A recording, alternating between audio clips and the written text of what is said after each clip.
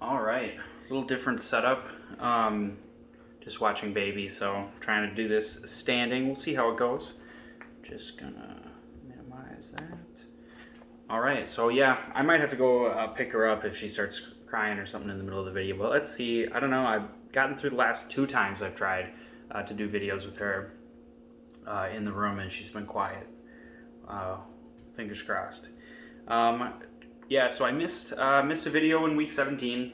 I don't know, half is probably, I don't know, let's say 33%. It was because my interest had waned because like the Vikings are ended the season not very strong with a whimper, kind of depressing. I don't know if it's like that for you guys, but when my team gets eliminated or when the season's over for them, it kind of it's kind of a short little depression. So just a little loss of interest. Then 33%, just everything going on with. I was on break. I was trying to visit family, baby, taking care of baby is a big transition, and then the other 33% is because week 17 is garbage. Like, I looked at the spreads a few times, and if it would have been easier just to like get reads on the games, maybe I would have made a video like while I was driving, just like record something quick and throw it up, but it was just garbage. It's too hard to like try to track COVID and injuries, who's playing, who's sitting. Like the Steelers sat a bunch of their players because they didn't really have much to play for other than just seeding, and needed to rest up because they never got a bye week. Meanwhile, like I think the Chiefs kind of did the same thing. I don't even remember.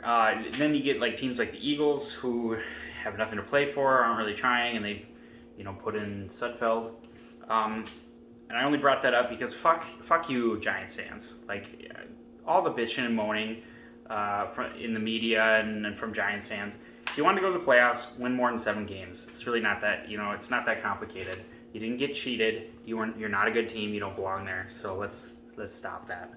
Kind of an old storyline at this point. The only games I bet on last week were I liked the Cowboys -1 versus the Giants.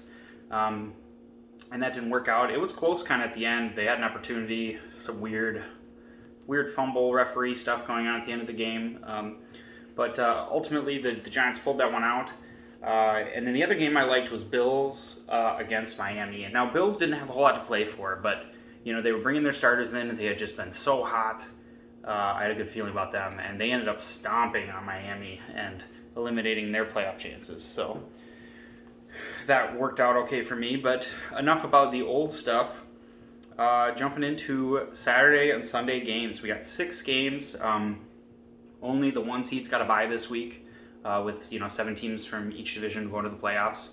So the Packers are not playing for the NFC, and then the Chiefs are not playing for the AFC. So 3 games on Saturday, 3 games on Sunday. College football championship on Monday, and I have a test on Tuesday, but it should be a fun weekend anyway. All right, first game on Saturday, Colts at Bills. Man, the Colts are just crazy hot right now. They've been a much more consistent team, so I'm on Bills -6.5. The Bills are just a more consistent, more talented team. They're really hot right now. Stephon Diggs has got an oblique injury, but I'm expecting him to play. Not that I really have any information on it. Cole Beasley missed week 17 with a knee. I have no idea if he'll play or not. But they also got John Brown back last I checked, and he's kind of a key contributor in that offense. When he's there, it just gives everyone else a little more breathing room and another weapon for Josh Allen to use. So I just think they got a much more consistent, talented offense going. And the Colts, over their last 3 games, it's really kind of been cold. Like, yeah, they beat the Texans 20-7 or 20-27 in a game I didn't think was particularly impressive. They beat the Steelers 24-28, but like the Steelers have their own problems. Just an okay game or okay performance in that one. And then the Jags, they beat up on the Jags in the final week, 14-28. But just really don't think they were looking that strong. Jonathan Taylor stepping up a bit, but I'm really not convinced they've looked. This is not. I thought they looked better earlier in the year when Phil had a stretch of really good games, and their rookie Pittman. Their rookie Pittman was looking good. He's kind of cooled off. So I don't know. I don't have a great feeling about the Colts. I think their defensive line is good, but not unbeatable. And the Bills, I mean, I think you just got to take the momentum there, and I'll take the Bills. -6.5 is kind of a lot, kind of tough, but I'll take the Bills. Rams at Seattle is the next game I got. Rams plus 3.5 is the side I like. This actually opened. This opened at Seattle -5, and then even though all the money has been coming in on Seattle, it's moved down, in direction of the Rams. Even though most of the money is coming in on Seattle, and I think a lot of people are down on the Rams right now, and for good reason. They really limped into the playoffs. I'm probably going to say that 4 times in this video. Man, the Rams really, they were looking good at times. They were all over the place during the season. At times they were looking good. At times they were looking pretty bad. Their offense has really been up and down. Their defense has been very solid, though. And they just have really good players, with Ramsey and Aaron Donald on that defense. That's ultimately what I believe in. But they look terrible ending the season. They lost to the Jets to get that prevent that losing season from happening for the Jets. And then they end up losing to the Seahawks pretty convincingly. These same two teams playing again. And then their final week was just weird. Week 17, bunch of backups playing against the Cardinals. They end up winning that game, but it doesn't really tell me anything. But the Rams looking very cold, but that defense is really good. And their left tackle, Andrew Whitworth, is returning. So I think that's a good sign for their offense. They do have talented weapons. They got a kind of a stable of decent running backs. They got some talented wide receivers. Jared Goff, his play has kind of been questionable, but I think getting Andrew Whitworth back at left tackle, maybe a little more time in the pocket, a little more protection, I think that's huge for Jared Goff. And I think the Seattle's been overrated all season. Like, their defense is still not particularly good. Their offense, early on in the season, Metcalf and Russell Wilson were going off, but I'm not sure that's really kept up if you really kind of look at it game by game. Just not particularly intimidated by them. I mean, it's tough, but I'll take the points. I'll take the plus 3.5 and take the Rams. 89% of the money is coming in on Seattle, and 73% of the spread coming in on Seattle, but I don't know. I think I got Vegas on this one. I think I'm going to try to buck the trend and take the Rams here. All right, last Saturday game, Buccaneers at Redskins. I'll take the Bucs -8. I mean, the only thing Washington has going for them is a really good defense that's runs through that defensive line and Chase Young. But the Buccaneers have a good defensive line too, and the Buccaneers offense still, last 5 games of the season, they had some really strong performances, and I still think we haven't seen everything we could see out of this Bucs offense. I feel like they still haven't really clicked and gotten their stuff together. So they're poised. If they continue to get better on offense, they're going to be big time contenders to win the Super Bowl and go all the way. But I mean, I think their defense is good, and their offense is a top offense in the league. It took a while to get there, but it's there now. However you might feel about Antonio Brown and some of the stuff going on, Brady had some monster performances of late. Feel way better about that offense. And I don't know how the Redskins are going to score points because their offense sucks. Terry McLaurin is questionable, but he's been banged up. Alex Smith has kind of looked terrible. There's just not a lot going on. I think, is Gibson still out? Is Gibson back? I don't know if I care against that Bucs defensive line. So I'll take the Bucs -8. And moving on. So Sunday games. 3 more games on Sunday. First game, Ravens at Titans. So I had a really tough time with this one because the Titans are another team that kind of limped into the playoffs. Just not kind of a string of not so strong performances, I felt. That doesn't give me a ton of confidence. They got blown out by they got blown out by the Green Bay Packers in a game that I thought they were going to be competitive in. It was 14-40.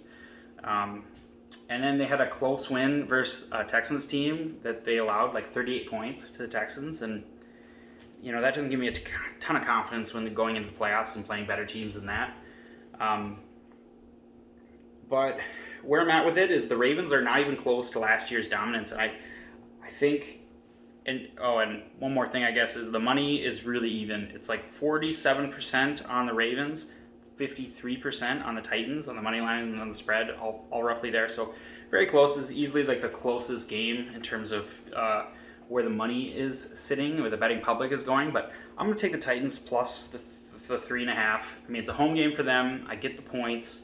The Ravens aren't even close to the dominance they were last year. And Tannehill is a really good quarterback. A.J. Brown is a really good wide receiver. Derrick Henry can win games for you. I just have a lot more confidence in the star power on that Titans team. I really like their coaching, more so than the Ravens. With Mike Vrabel, I mean, he's just a stud. And Tannehill is such a much better quarterback. And I just don't think you're going to win a lot of playoff games being as one-dimensional as the Ravens are. Like, Lamar still hasn't shown that. I mean, my friends blow me up every time he throws like 5 touchdowns against some shitty team. But in close games against good teams, playoff-type situations, Lamar has not ever, that I know of, gotten it done with his arm when he's needed to. So I'm gonna continue to bet against him, and I think in the long run I'm gonna come out ahead. Even if they figure out a way to win this one. So yeah, I'll take Titans plus 5.5. Bet against Lamar. Bears at Saints is the next one. This is a 10-point spread. 10-point spread in a playoff game. And yeah, the Bears are a pretty shitty football team, but the Saints aren't that good. So right now, 70% of the money's on the Saints. I say probably 70% of money line, 77% of the spread, probably, something like that. But the public likes the Saints in this one. These teams played earlier. It was like a 3-point difference. Saints pulled out the win, but that doesn't mean anything. This was early in the season. They're completely different teams. I think Foles was probably starting at quarterback at that point. But I just think the Saints are not very good. Michael Thomas just went to IR. Alvin Kamara and Jared Cook are like their only good players. If you can call it that. If you can call Jared. Yeah, we'll let that one go. So Alvin Kamara and Jared Cook are like their only weapons. You got Drew Brees, who is clearly past his prime on his last leg. Just noodle arm. Not a particularly scary quarterback, but more importantly, they have this gaudy regular season record. But if you go through their schedule and look at their games and be like, okay, well, where are their quality wins? Where are their games against good teams? Where here's a team where we can really match up and see how good they are. The only quality wins they have are, so double check, make sure I'm right.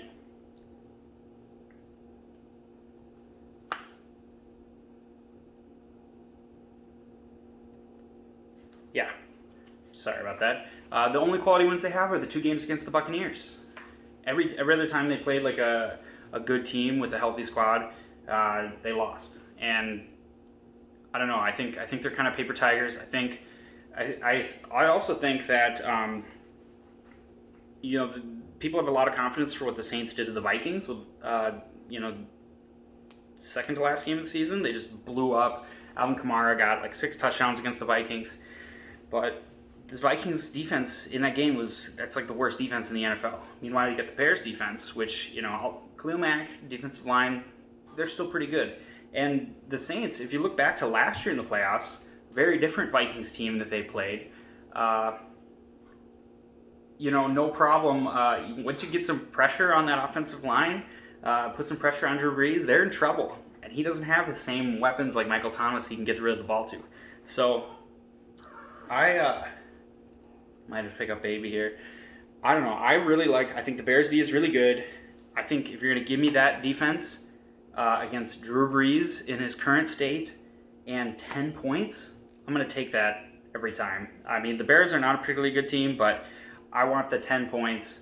I want to bet against these Saints and Drew Brees. They're paper tigers. They're really not that good.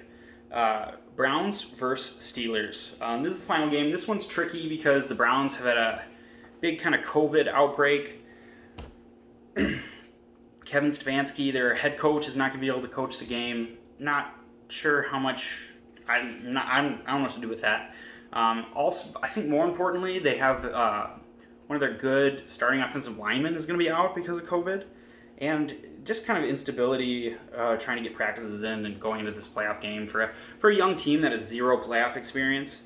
And then they're going to go in and they're going to play a Steelers team that they barely beat. It was a must-win scenario for them in Week 17 to make the playoffs. And they barely pull out a win against the Steelers and like Mason Rudolph. I understand like they got up early and then Mason Rudolph was able to get some garbage time, but like he got 300 yards and like 2 touchdowns, and I don't know. You bring back, after getting some rest to some of their key starters and bringing them back, they've been to the playoffs before. A lot more veterans, a lot more experience. That crazy Steelers defense being able to get pressure. Take away an alignment for the Browns. I don't know. I like the Steelers. The -6 is what I got here, and that's kind of scary. Just because the Steelers really showed a lot of kind of chinks in their armor, but I think they're a veteran team. I think they have a veteran head coach and I think they're gonna show up to play for this playoff game. It's been a little while since the Steelers have, been to the playoffs and been able to do something. Last year they missed it. I think the year before they had a disappointing season. If that was Antonio Brown's final year, they missed the playoffs. Went 8-8 when they had a very talented roster. I think there's a lot of veterans who are very motivated to play well in the playoffs this year. They're going to show up for business. I think there's a lot of guys who hadn't been to got used to going to the playoffs and then missed it for all too long, and now they're finally back. And I think they're going to show up with their game faces on. I think they're going to beat a less experienced Browns team that's kind of dealing with something here with COVID. And I think I don't know. People have been shitting on the Steelers ever since they started actually losing a few games. It's a long season. Big Ben definitely isn't what he was, but I think he's still better than Mason Rudolph, and I think they can, maybe with that week of rest, I think they can find something and get it done against a Browns team the Browns, man. Anyway, that's all I got. So check out my Twitter at FavoriteFade. Let me know what you think in the comments. I really like seeing comments, and if you think I maybe missed a point, you can add to any of these spreads, or if you see it a different way and think I got it wrong, let me know. I would like to interact with people who watch my videos. So do that. Anyway, good luck. Any bets you got going this weekend? Bye.